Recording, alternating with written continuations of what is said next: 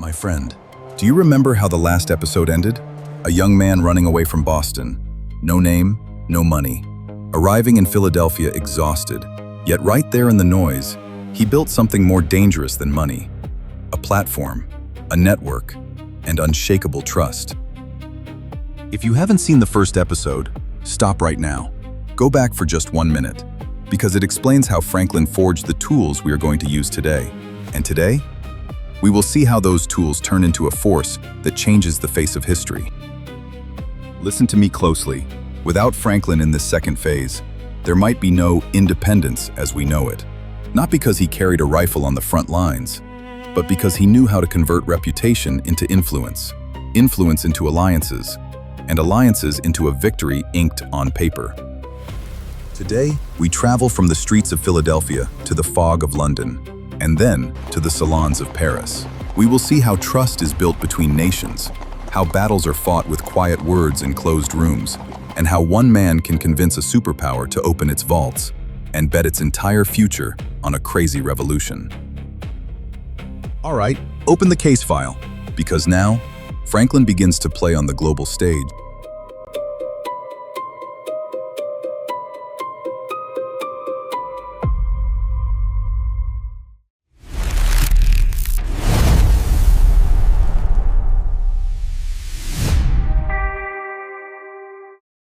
In the first episode, we saw Franklin own a platform.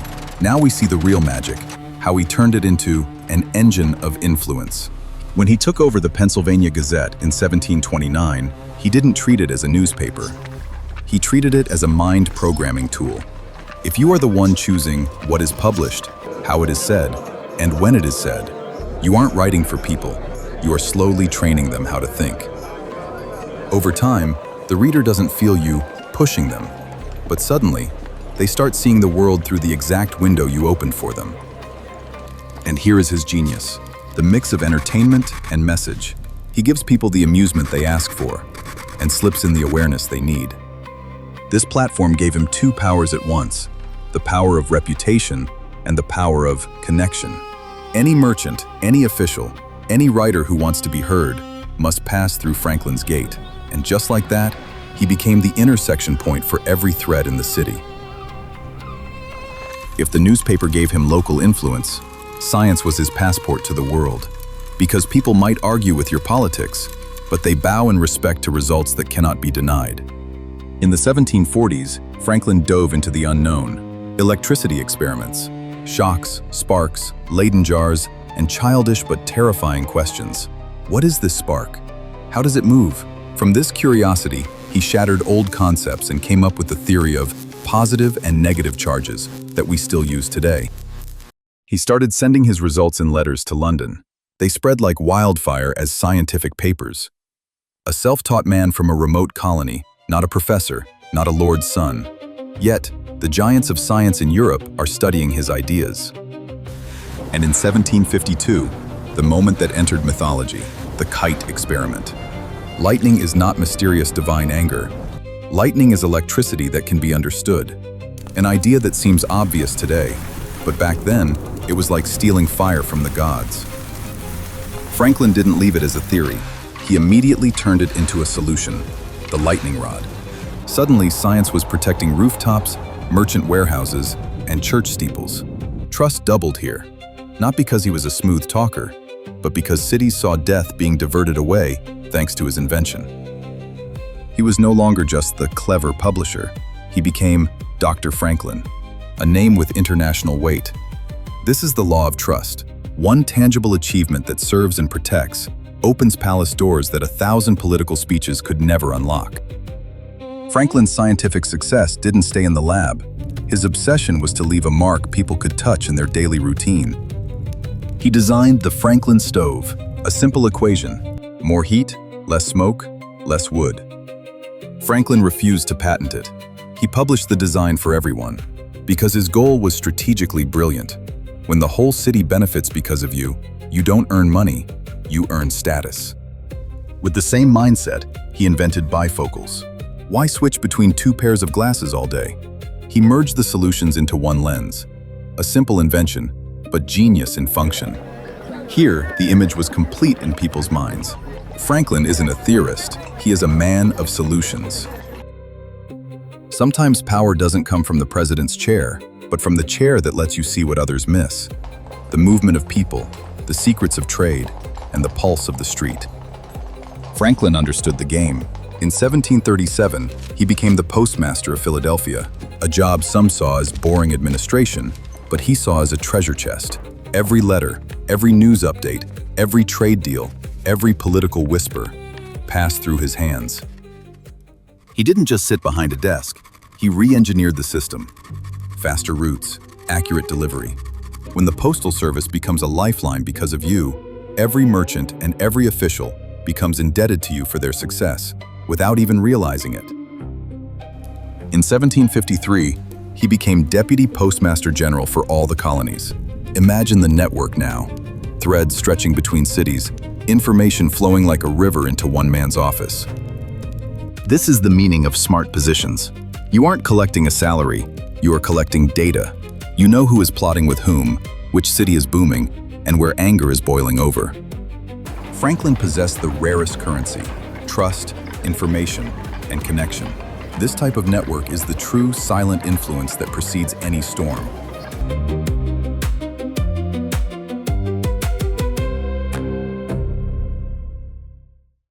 My friend, here Franklin enters a minefield: politics.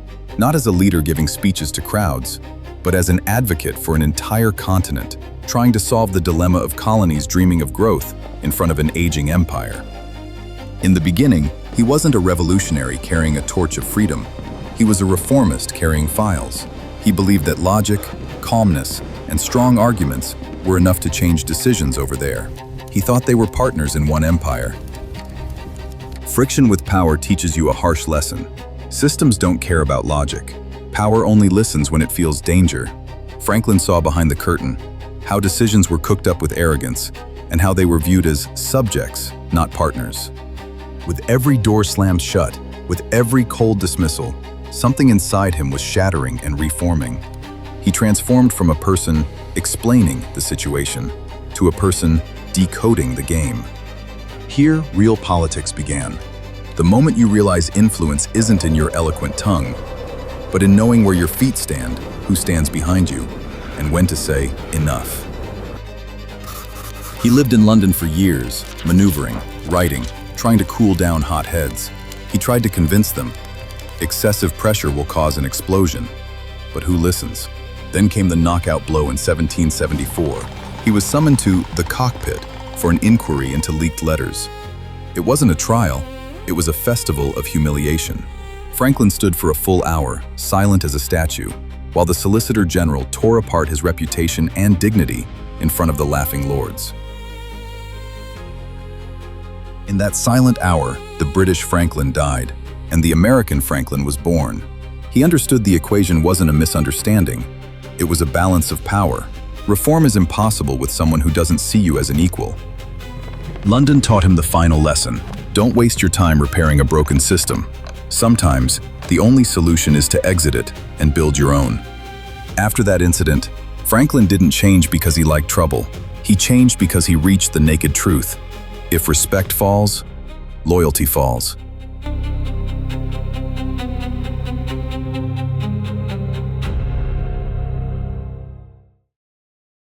He didn't enter from one door. He had three faces: the journalist who moves the street, the scientist who dazzles the elite, and the self-made man trusted by the workers.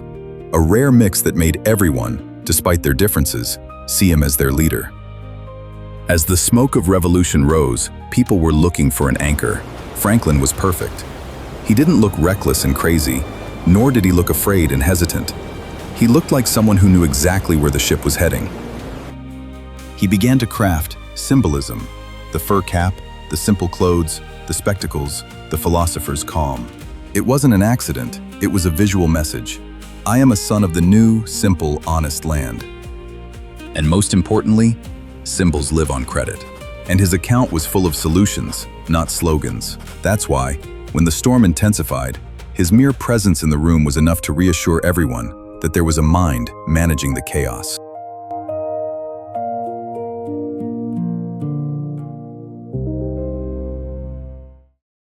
You represent a rebellious colony, its army starving, no money, no navy, and you go alone to convince another great empire, France, to bet everything on you. Late 1776, the revolution was dying. Military victory seemed impossible. The only hope was in a battle of a different kind, the battle to win allies. They sent Franklin to Paris. It wasn't a diplomatic visit, it was a suicide mission. America needed a miracle. Money, weapons, ships. He needed to combine the cunning of a fox, the prestige of a scientist, and the charm of a celebrity to penetrate the court of Versailles. He arrived in Paris and played the game with terrifying intelligence. He didn't go as a beggar asking for charity. He went as a prophet preaching a new era. He knew diplomacy is impression. He made himself the fashion of Paris. His face was printed on plates and watches. He made the American cause the talk of every salon. He built an army of relationships, admirers, and financiers. Every dinner, every party, every letter was a calculated move. He was selling France a dream. Weaken your British enemy and give birth to a new world. In secret, aid began to flow. Guns and gunpowder through back channels. France was flirting with the revolution, but feared marrying it before being sure the groom wouldn't die tomorrow. Here was the core of the mission. Franklin was buying time and selling hope. One small mistake would have meant the end of the American dream forever. Every effort Franklin made in Paris was waiting for one moment, the moment to flip the table. France supported shyly. They wanted to hurt Britain, but without full involvement. They were waiting for proof that these rebels were worth the bet. Then came the good news, the victory at Saratoga in 1777. Here, Franklin struck. He used the victory to tell the French, either you enter now and share the victory, or we make peace with Britain and you lose forever. In 1778, France signed the official alliance. It was no longer under-the-table aid. It became recognition, an army, and a fleet. Great France threw its weight onto the scale. This alliance didn't just save the revolution. It turned the war from a crushable local rebellion into a world war, distracting Britain across every ocean. Here you realize Franklin's value. He didn't fire a bullet, but he brought the cannons that decided the war. He convinced an entire nation to pay the price of another nation's freedom. This is power not taught in military academies. Victory on the field is fragile, unless it is fixed with ink on paper. Power brings down castles, but treaties build nations. After years of blood came the War of Tables. Franklin sat in Paris to negotiate with the wolves. The question was, will Britain truly recognize us, or will it be a temporary truce until they return for revenge? It was a battle of nerves. Every word in the treaty meant borders, ports, and the future of generations. The British do not sign their defeat easily. On September 3, 1783, he held the pen and signed the Treaty of Paris. That wasn't just paper, that was a birth certificate. The stamp that told the world, the United States exists, free and independent. The treaty drew the borders to the Mississippi River and guaranteed rights. It moved America from an idea in the heads of dreamers to a reality on the map.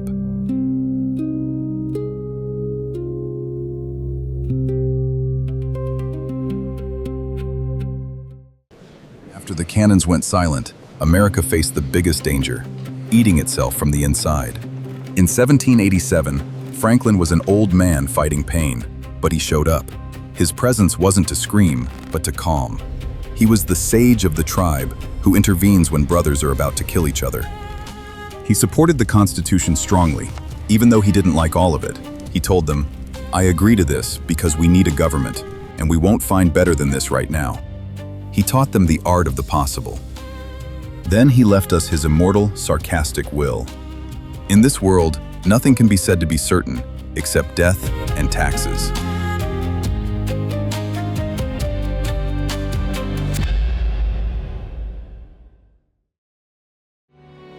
In the first episode, we saw him craft the gear, the platform, the network, and the reputation.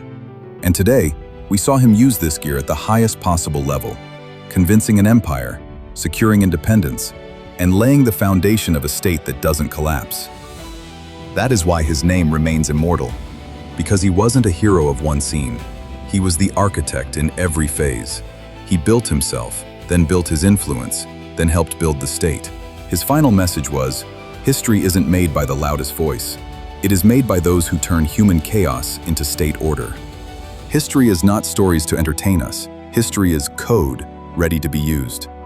The difference between a human who lives and dies in silence and a person who changes reality is one single decision made with courage at the right time.